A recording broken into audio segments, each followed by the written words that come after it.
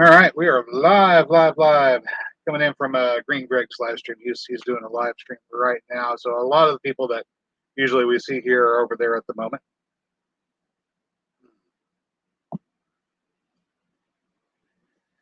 I have to keep on watching his live stream in all actuality. Oh, let's see. Okay, so we got a couple of people watching already. There you guys are. Chris Clever Craft. We got Katie Moyer. I saw you guys over there at Greg's live stream just a minute ago. Hey, give me a moment out here. I got to refill my coffee cup. I wound up running short on time because I got busy watching. So I'm going to refill this coffee cup right quick. I'll be right back with you. Today we're gonna do a little bit of sketching and talk about ways to go about building your domiciles on plains and river valleys so that they don't flood. It's gonna be fun.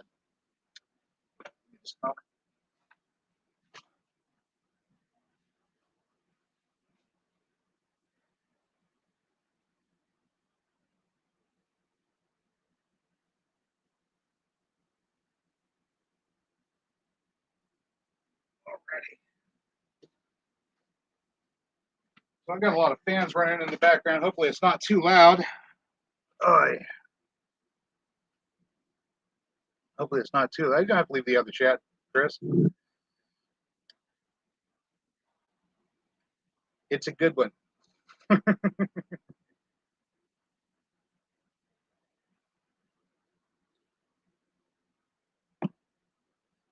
Today we're having issues with our external mic. For some reason, this one isn't working. I don't know why. Plugged in, I keep on getting an error message. USB device not recognized. So I may have to spend some time this week looking for new drivers. Oh fun, oh joy. Oy. So if you guys are still watching Greg's chat, you got it open in the other tab, keep it open. Keep it open. We only have, what, 2 or 3 people in here right now.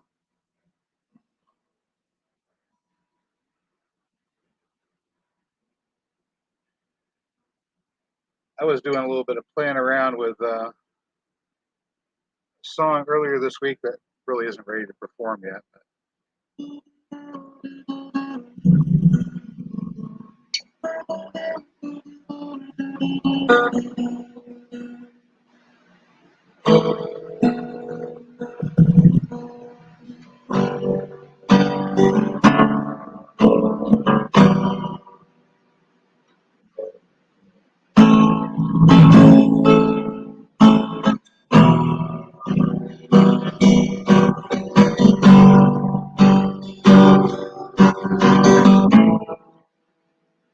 Yeah, I missed that other microphone.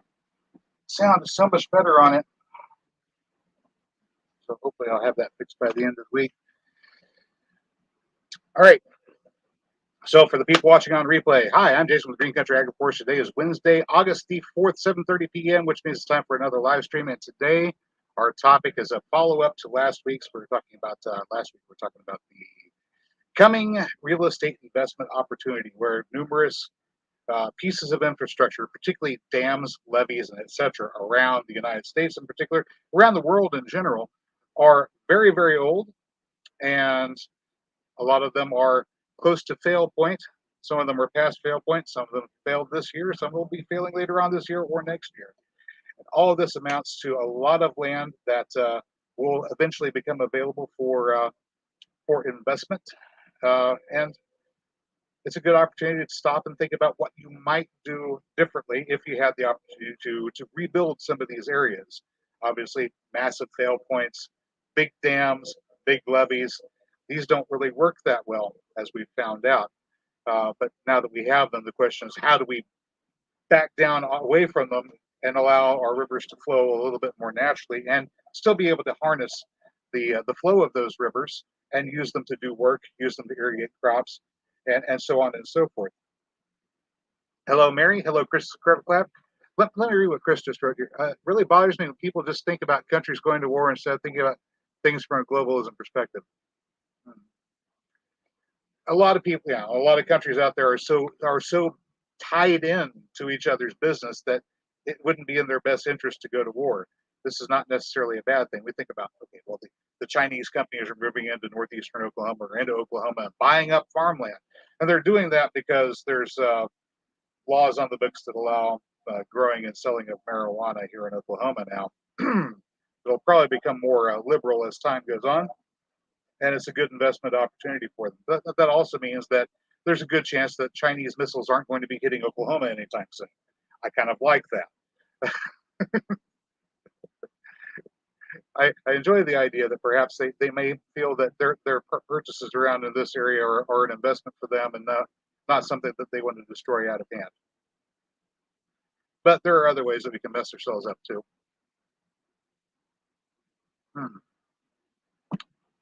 Mary's emoji, a truck, and its exhaust, perhaps? I don't know. Hi, Mary. All right, so we got some more people in here, and I'm going to go ahead and go over to the share. Boy, that's tiny, isn't it? Let's try that. Okay, that's better. All right. So I started out with a blank page here, and zoom in somewhere around the middle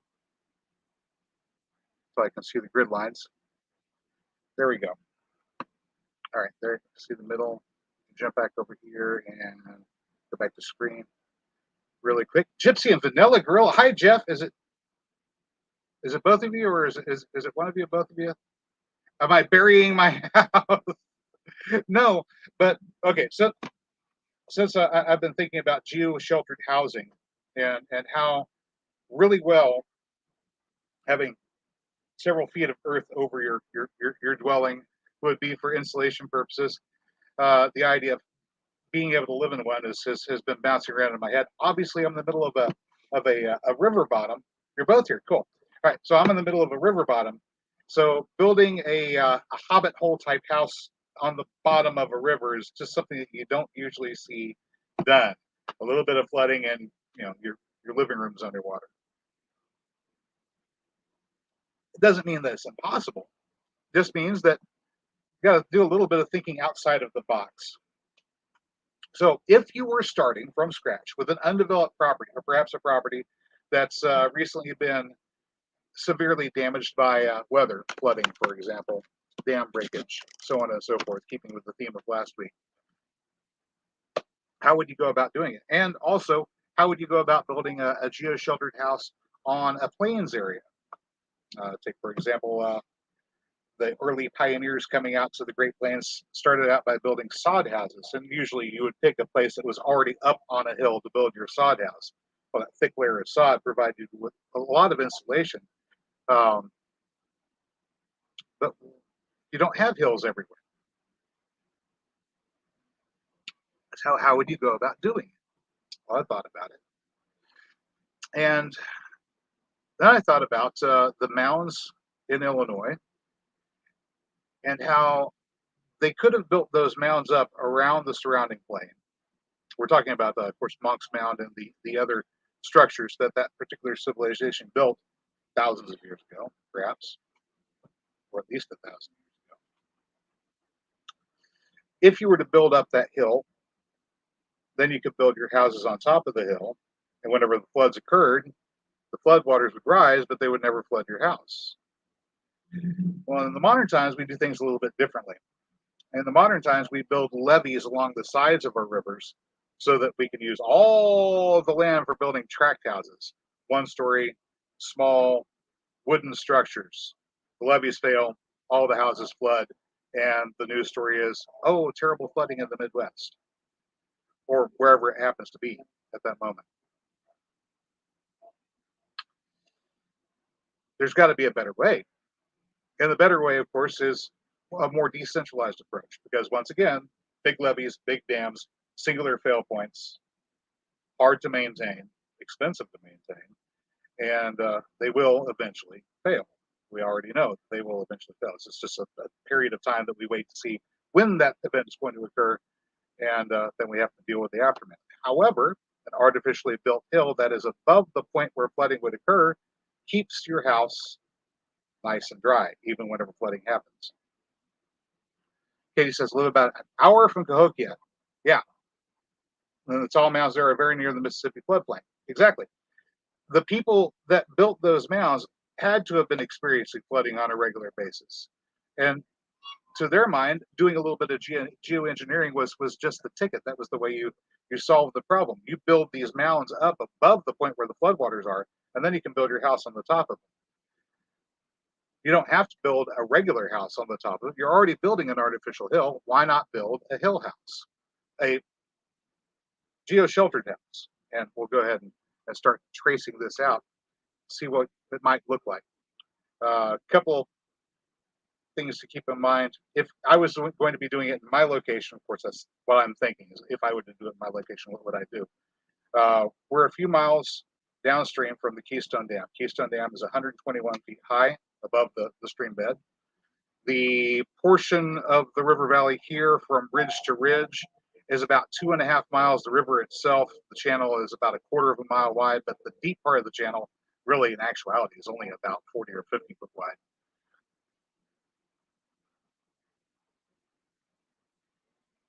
Gypsy and Vanilla Gorilla says they built an entire country in the ocean on the shores of Dubai. Yeah, I mean, it's the things that you can do are amazing with backhoes and bulldozers and earth movers and everything else that we have. And Katie says, however, caution must be used building atop hills, man-made or not, in areas that see tornadoes. Actually, that's exactly what we're going to be talking about next week, Katie, because I have a way to stop tornadoes too with geoengineering.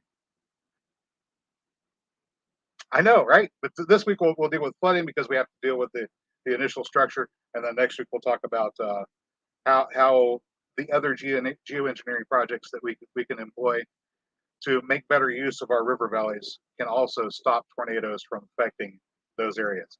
Pretty cool. All right, let's go down here to our paint program where I've got everything zoomed in. Oh, I need to hit the share there, don't I? All right, you go. You want to hear that? I've been excited about that particular topic for a while now because um, I've made the observations sitting here watching several tornadoes and major storm systems go by and seeing how they moved in relationship to the way the land lays, and particularly the way the water is. So more on that this coming week. All right. If I was going to be building a 3-bedroom dwelling, that would be about 1,600 square feet, give or take. So I'm going to start by just drawing a 40 foot by 40 foot box to represent a house. 1, 2, 3, 4, 5, 6, 7, 8, 9, 10, 11, 12, 13, 14, 15, 16, 17, 18, 19, 20. And just to make things quick and easy for myself. Really? That's not quick and easy.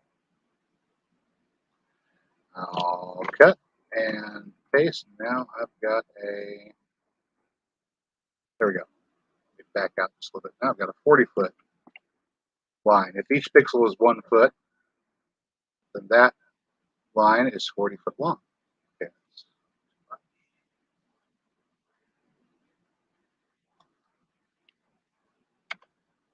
Okay. I can paste that there and move this over. We're going to go ahead and, well, shucks. It's not going to let me turn it. Not going to let me turn it. But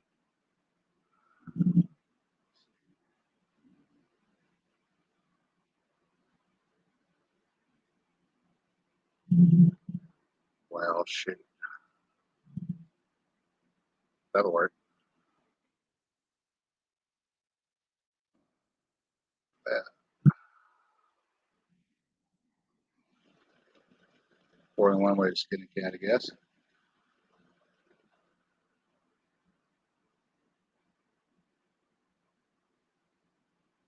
Let's erase these extra parts.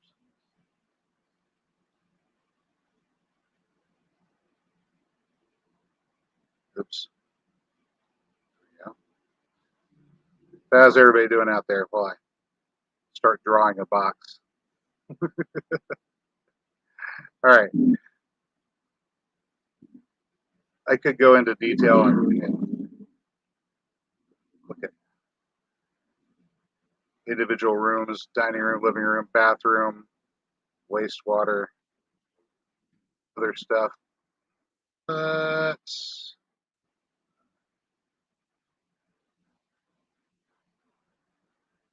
hello.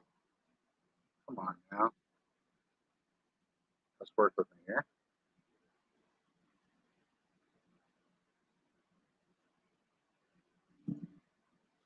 There we go. All right. I think a quick sketch will do the trick. There we go. Zoom out just a little bit. Okay. Now if I'm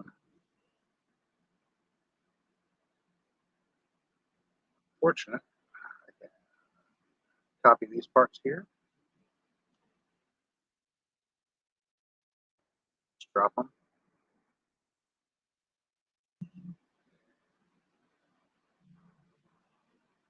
All right, so what we're doing here is drawing a box to represent the space that a 3-bedroom house would take.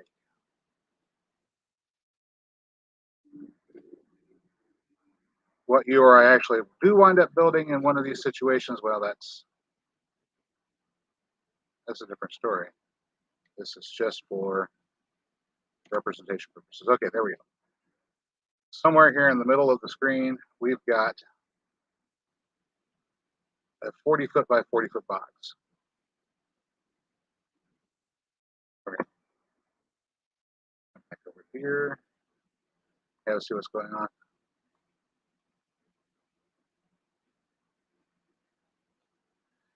All right. Katie wants a cave house. Yeah, me too. And Chris is talking about caves along the sides of cliffs all around the world. Well, we do. We have caves over there on the other side of the river. There's a cliff face, and further downstream there are more caves. As a matter of fact, if well, yeah, 1,600 square foot house is pretty big. You can fit a lot of people in the 1,600 square foot house. Earlier this week, I think it was Sunday, we went out to the Turkey Mountain Wilderness Preserve, wilderness area, and then Monday I put up a video. It was a little bit late on Monday. Hi, Kitty. We put up the video from that trek up and down the mountain, and I discovered that I'm not as young as I used to be, and hiking up and down mountains wears me out. I need to get back in shape if I'm going to be climbing up and down the hills. On the eastern slope that we did not go to, there are a number of small caves, and those are just places where the rock has weathered out as water came down. It's all limestone and sandstone there, so there's plenty of small caves, lots of bobcats hiking. In any case, that's pretty high up on the hillside and well away from any chance at all of flooding, even with the dam giving way, if the dam were to give way. But ordinarily, you wouldn't worry too much about flooding, other than what is seasonal and periodic. Once the dams are gone, that's an entirely different story. Hello, Vicky. Is Greg's live stream still going on, or probably gonna have to watch the tail end of that? Let me get back over here to my drawing. All right, so we've got one house. Of course, I don't want to do just one house. I want to do several. So let me zoom in a little. Hi. Just zoom in a little bit here. If I can find my tools. There we go. Okay. We're going to take a 3-bedroom house.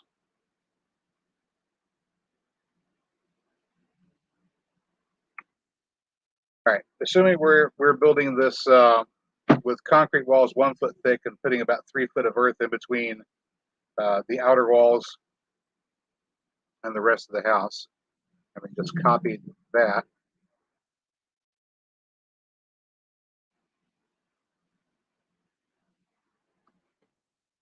Stack another house next to it. All right, so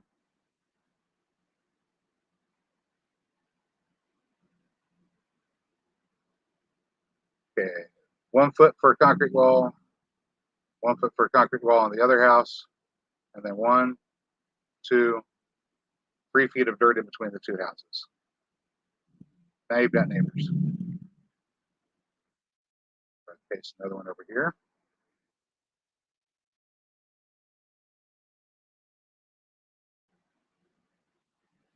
You know, and then one more.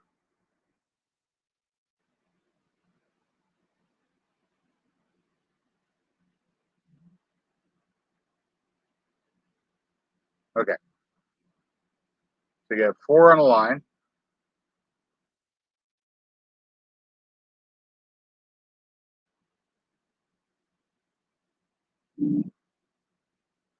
Down here.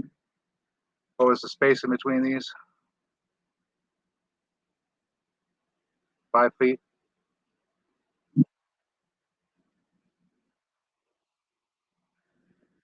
Six.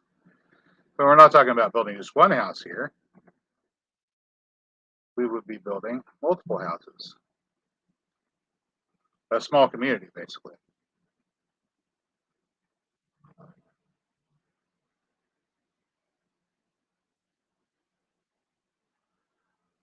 Because fantasies of lone wolf survivalists aside, the best survival resource that there is community, other people. So if you're thinking about surviving the world of tomorrow, start thinking about incorporating other people into your plans. Start thinking about incorporating communities and thinking about how you would go about building and protecting a community. 1, 2, 3, 4, 5. Another one.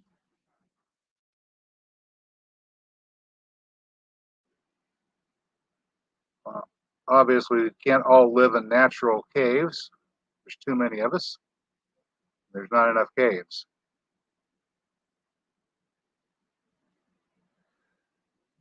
And places like plains and river valleys are the best places to go to find water and food.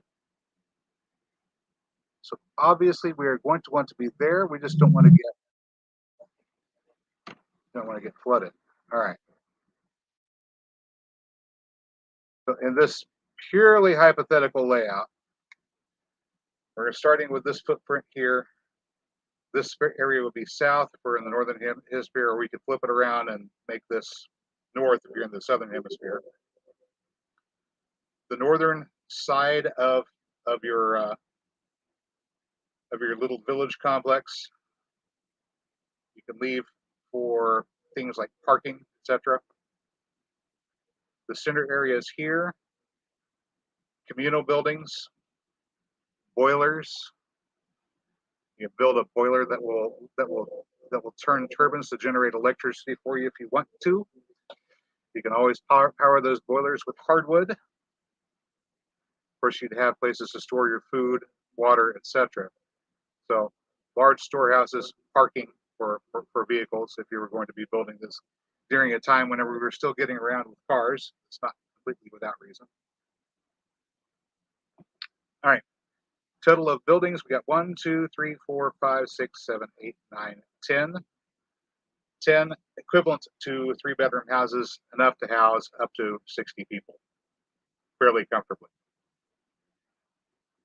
And let me jump over here to screen view and have a look.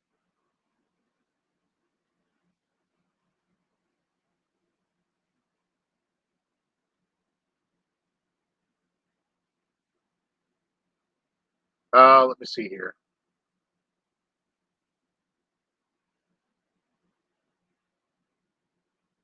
All right. I am grateful I can walk without a walker, Vicky. Yep. I just have to get myself back into mountain climbing shape again. My calves were so sore. So clearly, building a hill house, building up from the ground, building a platform to build your houses on. Um, you'd want to make sure that your transitions from level to level are not incredibly steep and they're easy to negotiate. Uh, ramps for people in wheelchairs, perhaps even. Let's see, 1,600 square feet per level. Well, it depends upon how many levels you want to build. I'm just going to build this model uh, with one level, but depending upon how you want to scale it, you can go as big as you want to. Uh, the channel that the river currently occupies is a 1/4 mile wide, and we've got about 2.5 miles at this particular point from one ridge to the other. So that's a lot of space to be building a little community in. Vic is mentioning insulation, waterproofing, control, underground heat and cooling, direction and storage. In addition, of course, to being geo-sheltered, there's a lot of things that go into this. We're going to build the buildings themselves on piers with a sub-basement area. Also, additional ventilation in the sub-basement so that you can prevent, although I don't think it's a huge problem, but just in case, radon gas coming up from underneath. Gypsy and Vanilla Girl is wondering what's wrong with the community that we're in now. The community that we're in now is one where people live in tiny little wooden structures that are easily destroyed by floods. And the only system in place to protect those houses are a system of levees that are ancient and fairly frequently fail. We had a bug crawling across my camera. Look at that. We had a partial failure last year.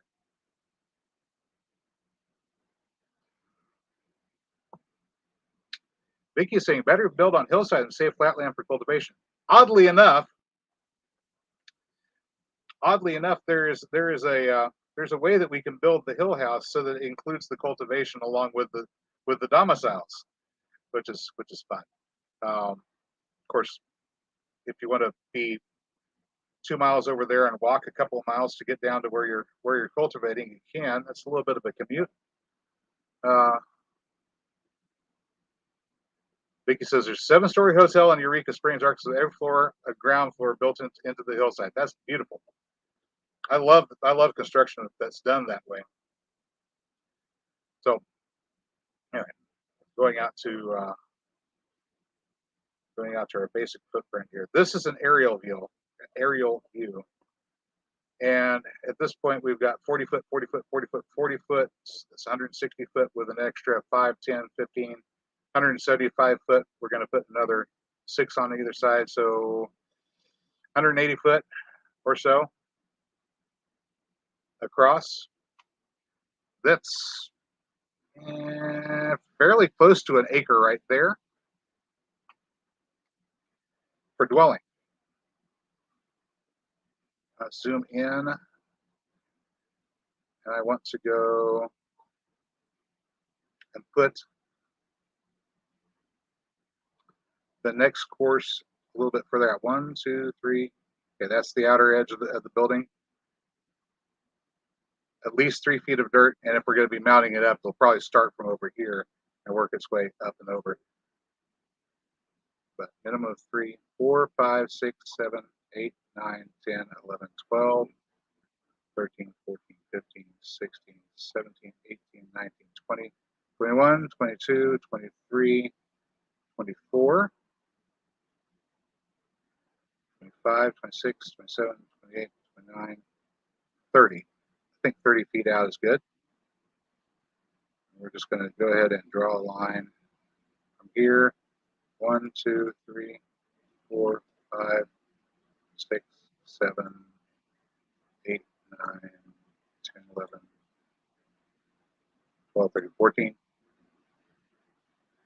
15, 16, 17, 18, 19, 20, 2, 3, 4, 5, 6, 7, 28, 29, 30. That's going to give us our corner. This would be exactly, okay, this would be ground level here. And there's your building. And then you shelter the building with earth over the top once you've got the buildings constructed. It's going to look a little bit weird until I get, it's going to look a bit weird until I get further on in the process.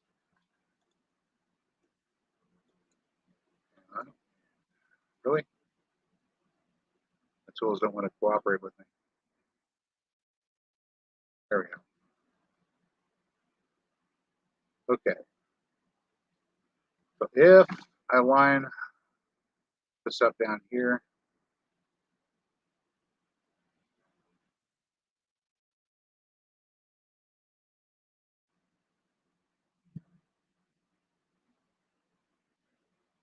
dragging this down.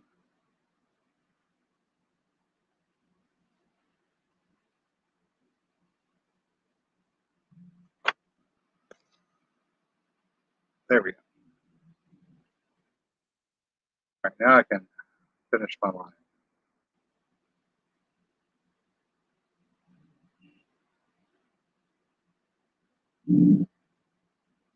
There we go. And I'm going to come over here, find that same spot over here. 2, 3, 4, 5, 6, 7, 8, 9, 10, 11, 12, 13, 3, 4, 5, 6, 9, 12, 15, 18, 21, 24, 27, 30. Okay.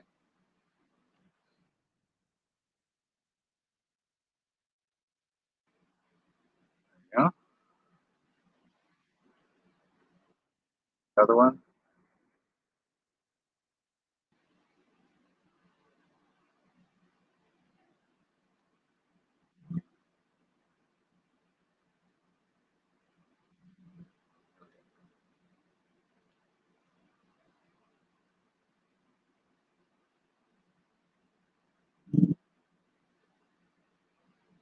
Oh,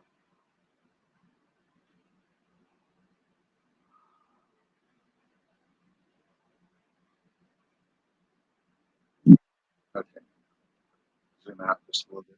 It's easier to drag down.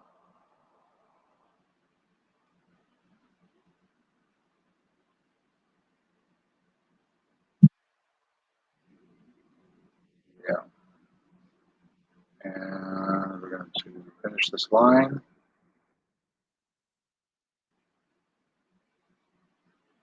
Uh-oh. See what we did there?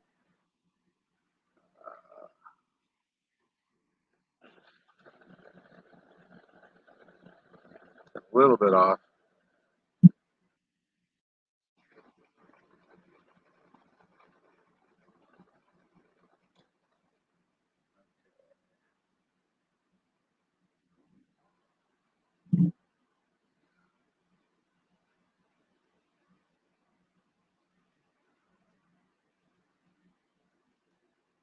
This line. Move it over by 1.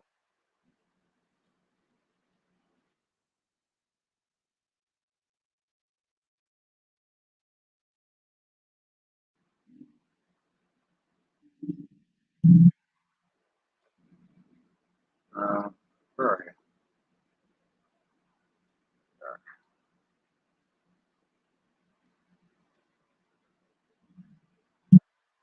Okay. Getting there. Not that.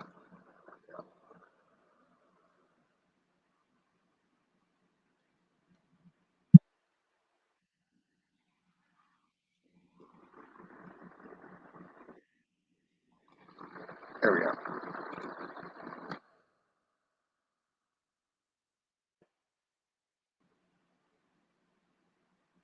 Just erase that. Okay. All right. Now all I got to do is draw a line from this side to the other, and we'll be set.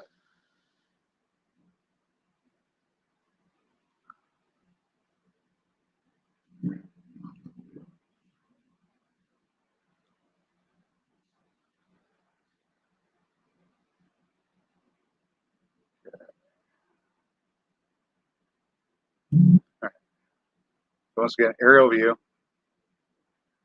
If we were building an artificial hill, this area would represent the top of the hill. So we're at about 180 feet for the houses, plus an extra 30 on either side. That's 240 feet across.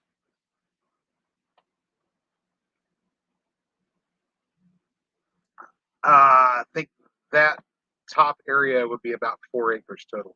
We're counting it up approximately. All right.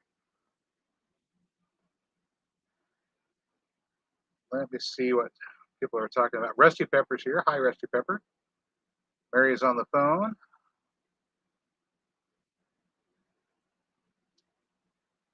John Conrad Farms is here. Okay.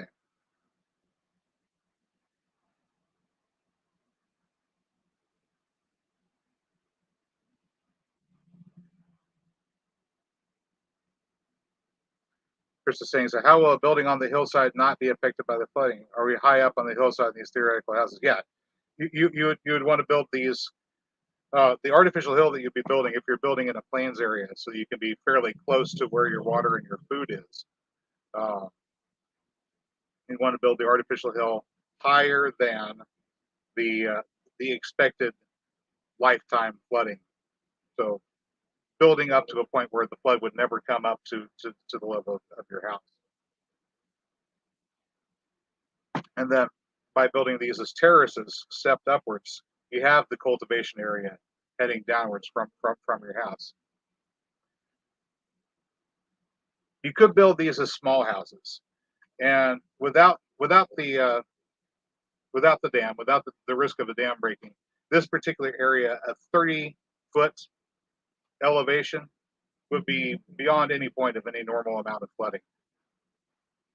The height to the levees as they are right now is only about 20 foot.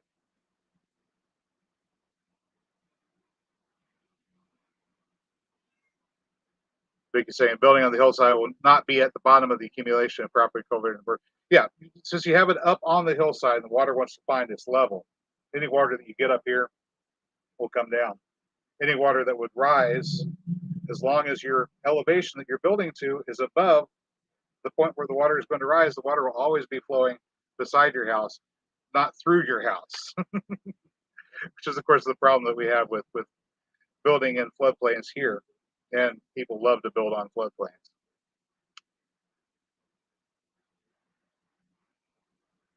Okay.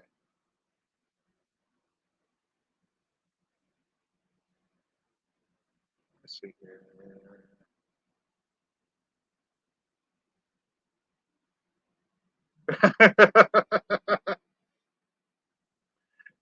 Gypsy and the Villa Gorilla says, where's your garden? Where's the she shed, the basketball court, and the fire pit, and the cattle, and the driveway, and the barn? Get into that. Get to that. Actually, the portion that we're at right now is just your front yard.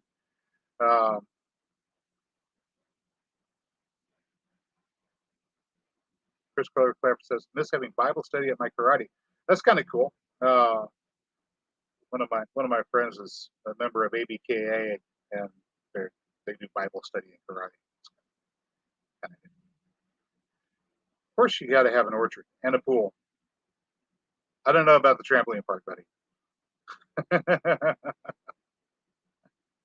All right, let me jump back over here and get back to drawing.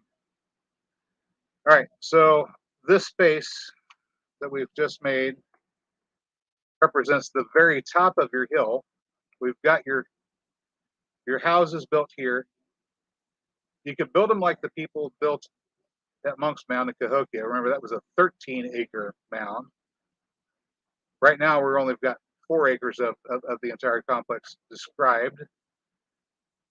I would recommend building geo-sheltered houses, but you can always build grass huts if you needed to, I suppose. Let me just draw a line for no particular reason. Yeah. All right. So there we have 240 feet. And remember what we did? We came out 30 feet. Let's come out at a good another 30 feet here.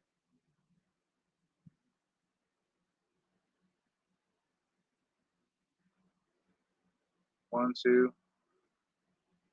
Actually, let's do it this way. That pixel is at 715. So 685 and 447. That's where I need to go. 685, 447.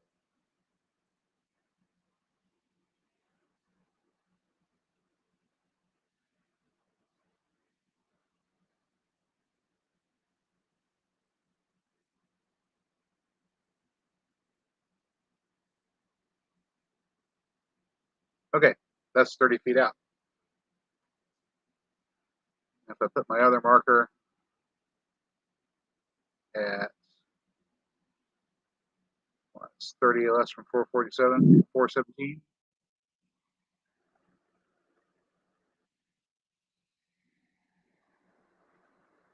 There we go. I can do the same thing here.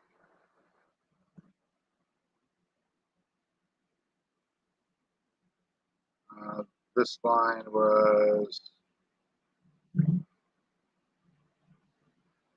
715. 715 plus 30 is 745, right?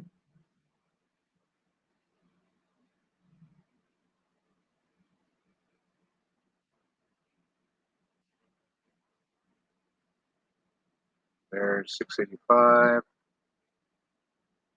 And then we're going to go down to 745.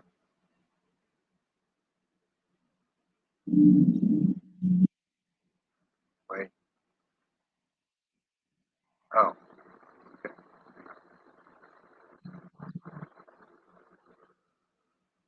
Okay, we're going to add, this was 681. We're going to add 30 to that. 711.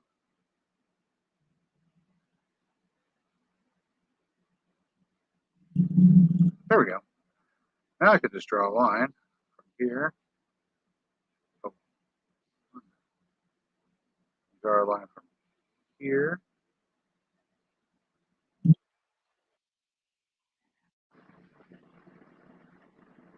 all the way up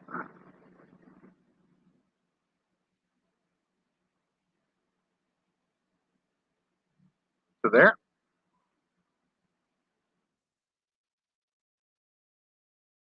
All right, difference in elevation. If we put a berm here and build a wall up to 12 foot, then we have 12-foot elevation there. We'll do another couple moving out 30 feet apart.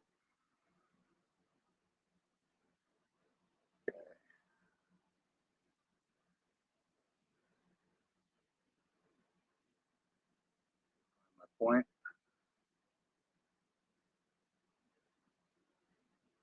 That point is 685, 417.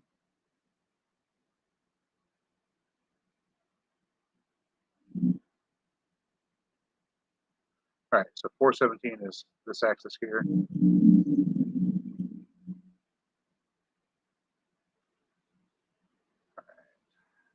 We need to add 30 to this. Okay, so that's 988 and 417. That'll be our point.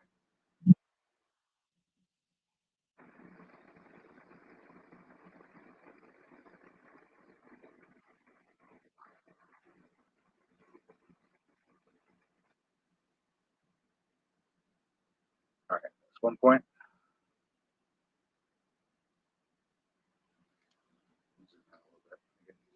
Find my way. There we go. Okay.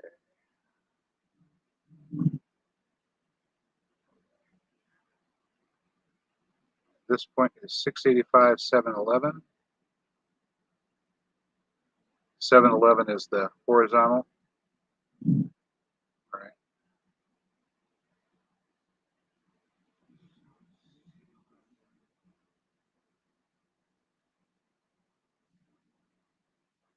Okay. This point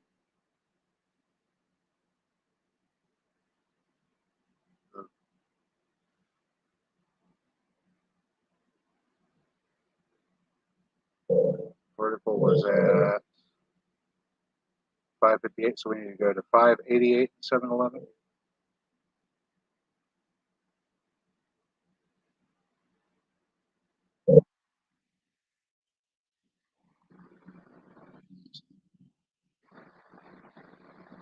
Oh, 988, 711, sorry. There's 988.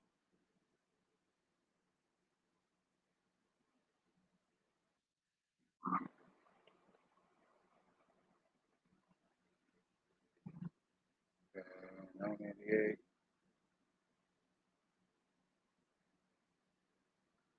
There we go. All right. Well, now that I've got our lines established, I can zoom in and I can draw a line from here all the way up to there. That's good. I can draw a line from here all the way over to there.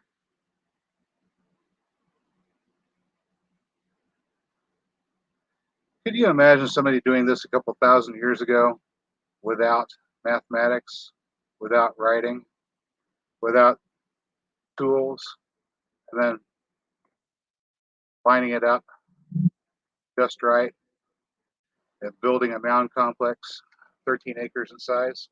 Wouldn't that be impressive? Okay, so assuming that this was ground level here, we built a wall 12 foot up, a retaining wall, filled it with earth, came in 30 feet, built another wall 12 foot up, filled it in with earth, built houses on the top of it. These houses would be sitting 24 foot above the surrounding terrain. So the floodwaters would have to come up by 24 feet before they threatened. Sorry, actually, I'm a liar. Let's see, that's 12 foot there. Yeah, okay, 12 foot there, and then 12 foot there. That's 12 and 12, 24 feet. Okay, so water would have to come up a total of 24 feet before these houses would be threatened by flooding at all. Those are nice 3-bedroom houses. They don't have to all be 3-bedroom houses. I'm just using 3-bedroom houses as an example. Okay, so there we go. That was 240 feet across. We added another 30 feet to that on either side. That's 60 feet, 300 feet from one side to the other, or 100 yards. 100 yards square gives you the living space for up to 60 people. 10 different houses with a little parking space on the north side. Also, that north side where the north slope is, you would also want that for your wastewater. Someplace to put your drainage fields for your septic systems, things like that. That's the area where you plant things like your fuel wood, or you could always plant cotton over there on that side too, for that matter, if you wanted to, or some other fiber producing. Just basically the things that you wouldn't want for food or you wouldn't eat. Without computers, Rusty Pepper says, yeah, no doubt, right? The things that make life really easy for us these days. Let me see. What is everybody talking about? Yeah, current code makes some of these things just sort of spitballing. We can't necessarily do them in areas that the gangs have control of and the codes that they require. Okay.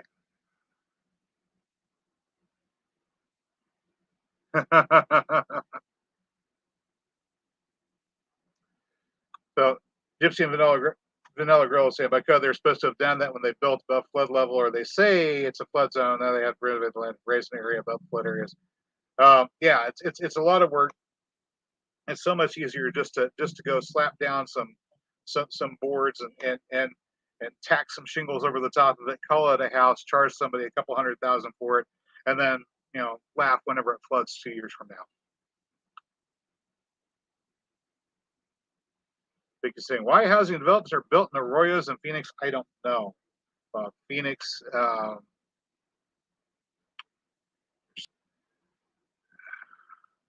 1,000 feet above sea level. It doesn't take much to flood all of Phoenix. It's inside of it. It's inside of the old Colorado River Valley, essentially.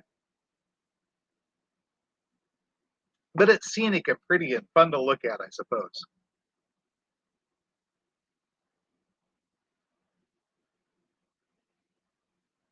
All right, Deer Trail, Colorado. Doesn't take much. Okay, yeah, John does occasionally call me at home, and I'll talk about whatever it is that I'm getting ready to talk about. Sometimes it's just useful for me to talk about, so I can hear what it sounds like coming out of my own mouth, and if it sounds incredibly crazy, then I go, "Oh, well, maybe I don't want to talk about it."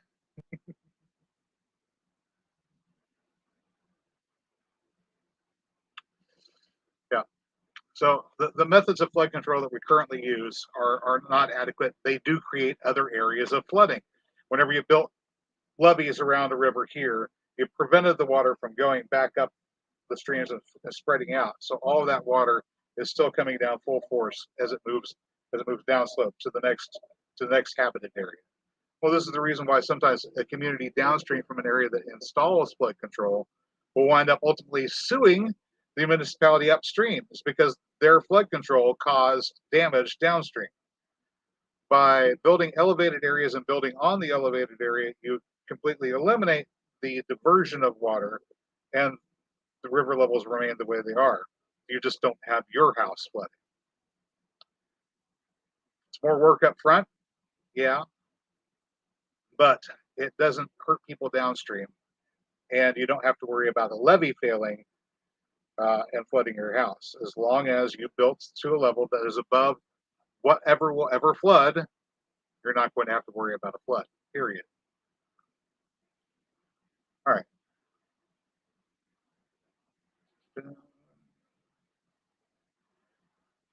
I could just imagine how hard it would be to weave wooden baskets or baskets out of reeds and dig out with basic tools and carry loads of earth to build a mound that way. Can you imagine the sheer amount of work that would take?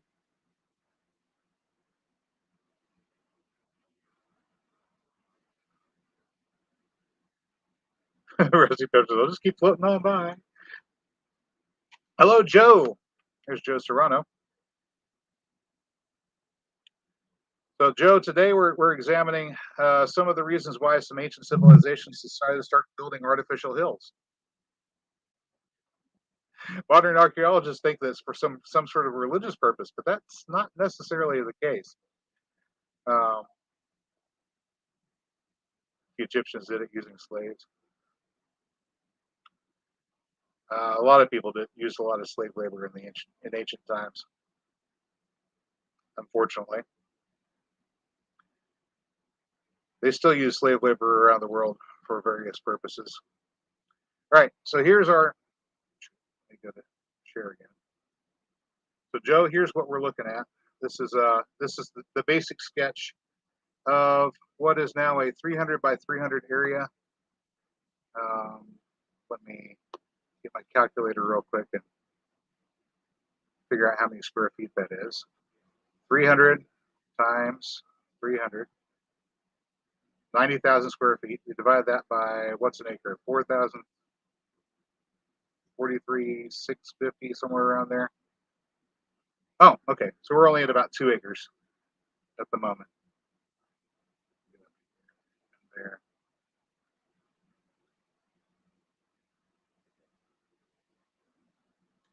So this total space here is 2 acres. Has housing for up to 60 people, assuming you had 6 people per 3-bedroom house. Chances are you wouldn't. You'd have anywhere from 4 to 6 per, maybe an average of 5, 10, 15, 20, 25, 30, 35, 40, 45, 50 people housed in a 2 acre area. These spaces here are 30 foot from side to side, 30 foot from this wall to this wall, 30 foot from this wall to where the house starts. That's 60 feet. 60 feet, incidentally, is the spread of a pecan tree. So if we were doing pecan trees, just out of curiosity, let's draw a circle.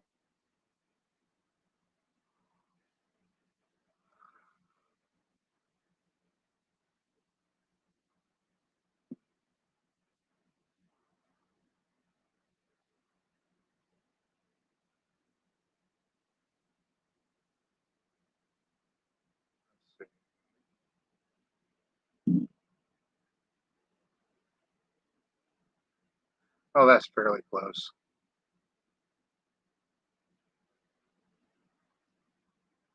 by comparison.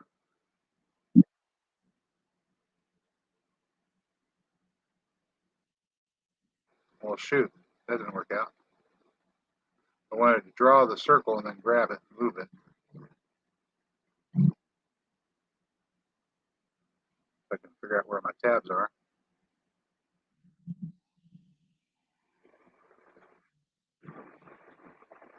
Well, that's all right. Computer's not cooperating with me. Computer's not cooperating with me today. I guess I'll just draw it right over here. So 60 feet is about the spread of one pecan tree. Oh, I know why it didn't work. Because I'm selecting, not drawing a shape. I'm an idiot. You can quote me on that. Shape outline, circle. There we go.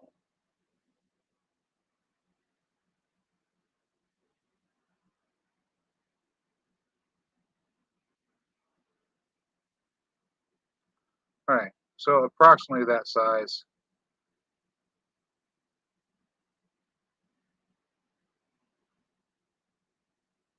With the center being somewhere around there. Just as an example. Now you can imagine at maturity, full size, 300 to 400 pounds of nuts per year off of each one of these. That's a person's worth of food, each pecan tree, coming across all the way around.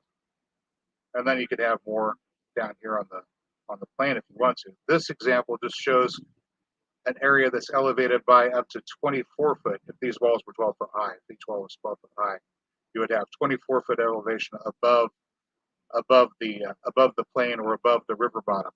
You could keep going if you want to, add additional courses, add additional layers, and spread this out. At the very bottom,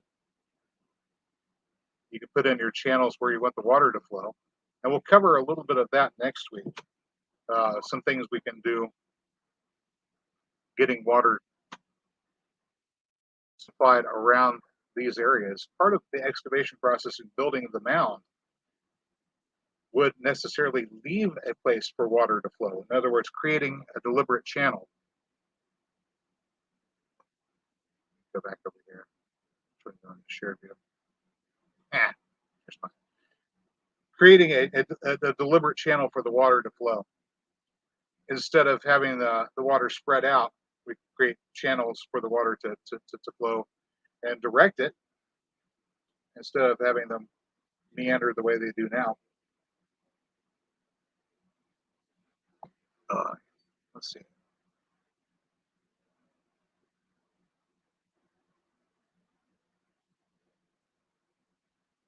Remember the pyramids looks kind of like, yeah, it is a pyramid. It's an earthwork pyramid. It's an earthwork pyramid, very, very similar to what we found out around Monk's Mound in Illinois. Something that the Cahokia built. I think they were onto something. They were onto a couple of things. One of them, of course, would be the planting of the pecan trees. The other one would be the building of mounds, getting the place where they lived up above floodwaters, seasonal floodwaters, and the periodic floodwaters that come every few centuries or so.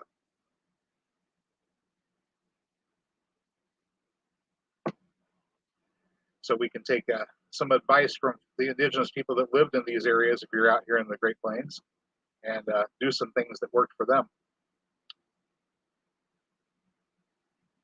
Let me see here.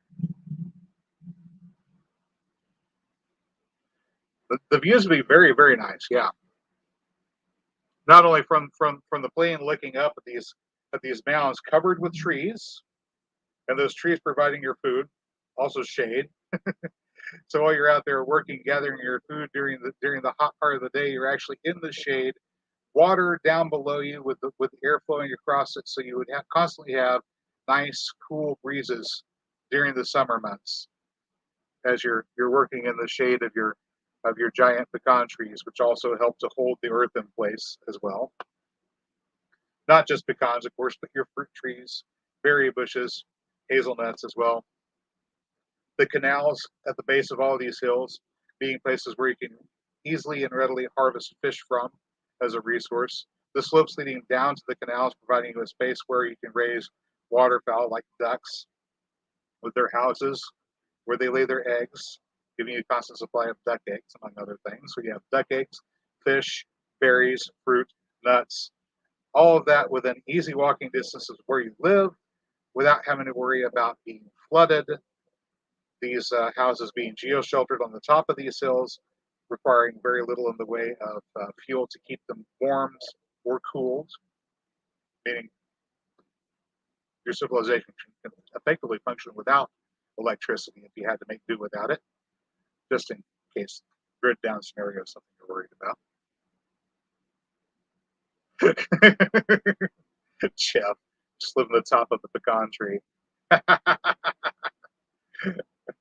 I've built some tree houses before, pecan trees, whenever I was a kid, and pecan trees are great for building tree houses in. I'm not sure if I'd want to live in one full time, but it's a great place to be in the summer.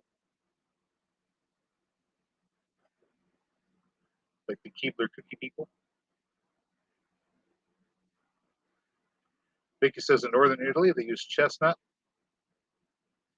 Anywhere zone 6 and north where chestnut really starts taking off and being the primary go-to tree instead of things like pecan. You can grow pecan at zone 5. Some cultivars of pecan you can grow at zone 4.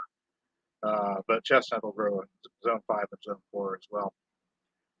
Big difference between the food that you get from chestnuts and the food you get from pecans. Pecans is mostly oils and proteins, and chestnut is a little bit more carbohydrate. So it's more like having corn that grows on a tree than a fat supply. Let's see here. Gypsy and Vanilla Girl says we got a Vineyard Chick t-shirts. Cool. Ta-da. John saying there's one up by Winawata. Talking about a mound. People get a funky idea about the mounds that indigenous people built here in North America a long time ago. Because later civilizations came along and they buried people in the mounds, they got the idea that the later people were the people who built the mounds in the first place, and that they were built as burial mounds. Actually, they were not built as burial mounds, and most of them probably did not serve a religious purpose. It's just the state of archaeology being what it is. It's easy to get caught up in a romance instead of the reality. And the reality is, if you're living out on the plain, flooding is a danger, and you have to find a way around it. And the indigenous peoples did not build berms to hold in the rivers. They instead built artificial hills and then built on top of the hills. Probably a smarter idea.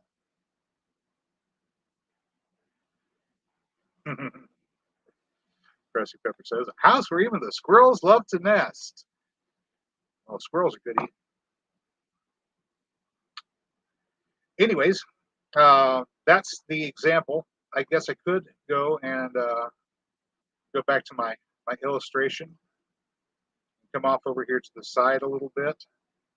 Just give you a sketch. Zoom in here. Do a sketch of what that ground would look like. Let me just draw a line. So we have our ground level, right? From our ground level, we would come up a couple of feet, a couple of feet more, a couple of feet more. So we have a artificial hill being created here with a retaining wall. Start with a retaining wall.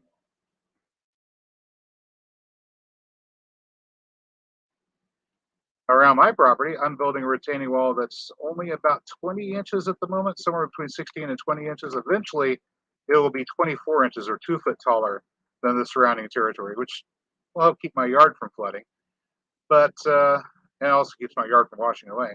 But this wall that we're looking at, retaining wall, would be about 12 foot tall. All right, we're going to leave that top foot right there. as a little sill. All this area inside here would be fill. We move this in about 30 foot. This is not necessarily drawn to scale.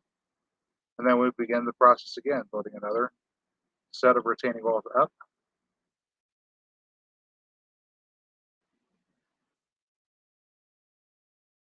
Like so.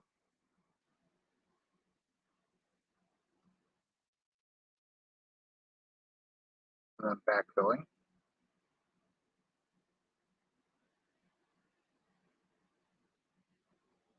All right.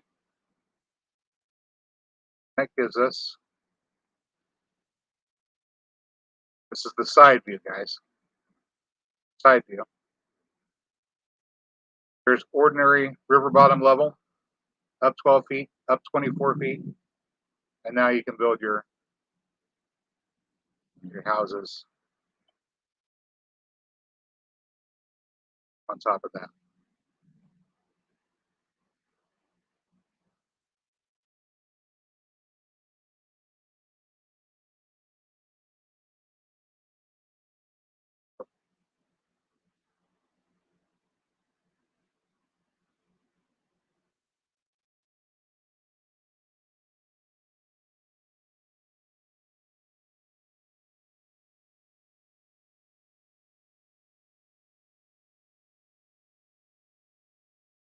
Give you an idea. So if the water was coming, grab my brush, about 12 foot, 12 wide. Here comes the water. Ordinarily, your water level's down here. Now it's flooding. The water comes up.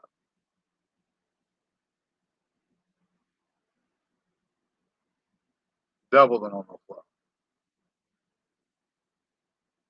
Your house is still above the floodwaters. Hopefully that makes some sense.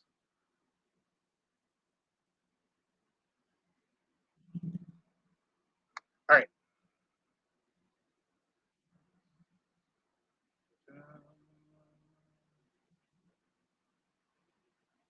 Bottom left. Okay, that side thing was just a really quick example. You can go as many courses as you want to.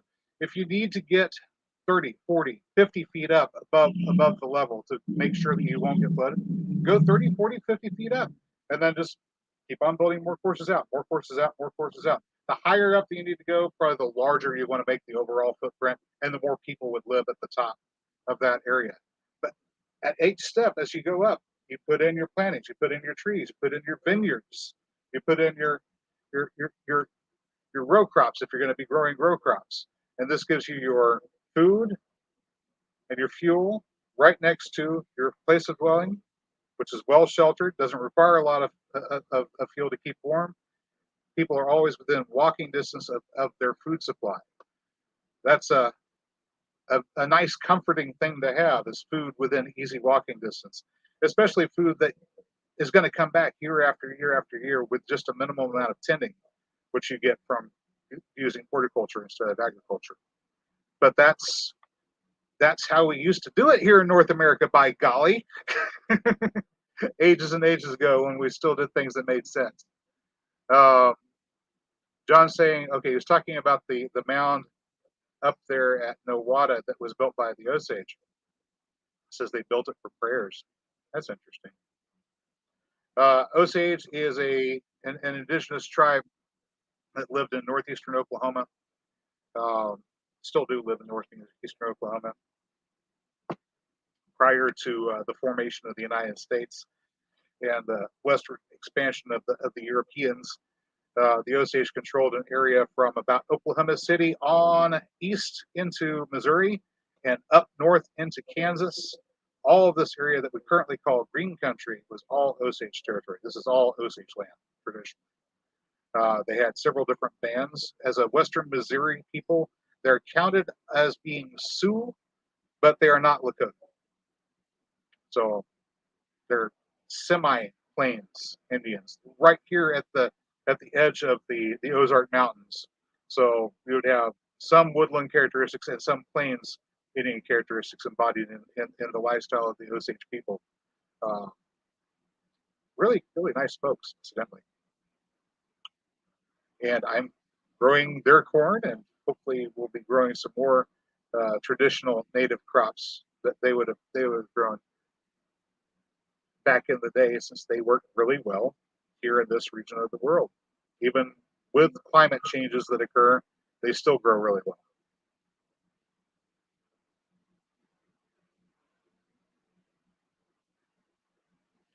John saying, was here in the Illinois River basin of Oklahoma, 24 feet wouldn't be enough.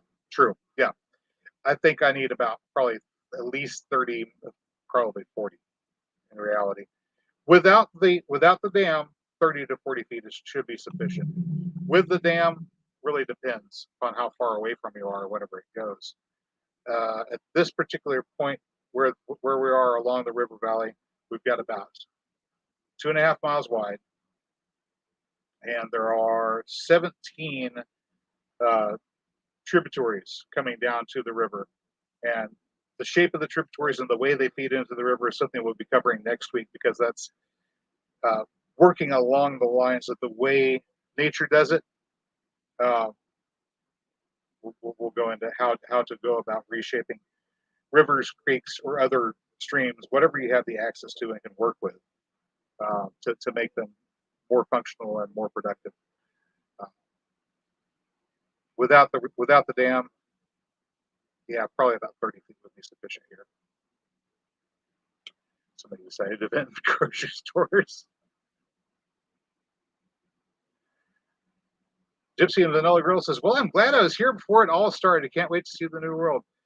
Yeah, the new world could be a wonderful place, or the new world can be a frightening place, depending upon your perspective and what your thought processes are. If your thought processes are an attempt to hold on to the old world and make the old world work, then yeah, it's going to be a nightmare.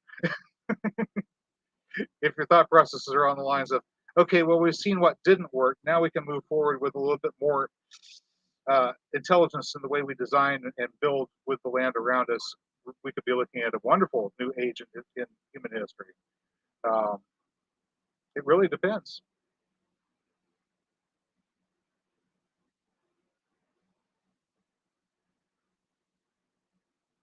All right. So Gypsy's Middle Girl is talking about the concept of how far up we would need to be with the dam in place as it is right now. Keystone Dam, a couple miles up that way. Actually, it's more than a couple miles up that way. It's 121 feet. The moment it breaks, if it were to break, that level would immediately start dropping. As the water flows out, we're going back to last week's conversation anyway. As it flows out, the large amount of mud that we've got at the bottom of Lake Keystone would be building up ahead of that wave, forming temporary stoppages and causing the water to backflow up into the tributaries that come down the river from that point. There's 17 of them before you get to my house. So 17 estuaries, or not estuaries, 17 tributaries, and some of them are major tributaries. I think a good portion of what's in Keystone will be mitigated before it gets to where I'm at. So the levee is where they're at right now at about 20 to 30 feet above normal level. Should be sufficient as long as they hold. If the dam were to get them, I think I'm in a good spot for the most part. But Sand Springs, a couple miles upstream from me, a large portion of the town would wind up getting flooded and have to get rebuilt or have something done with it. Of course, all the land that's covered by the lake currently would have something done with it. The Keystone Power Authority would be out of business because the property damage being as high as it would be, just put them right out of business. All that land would come for sale. The question is, what do you do with it? Here's some ideas. All right.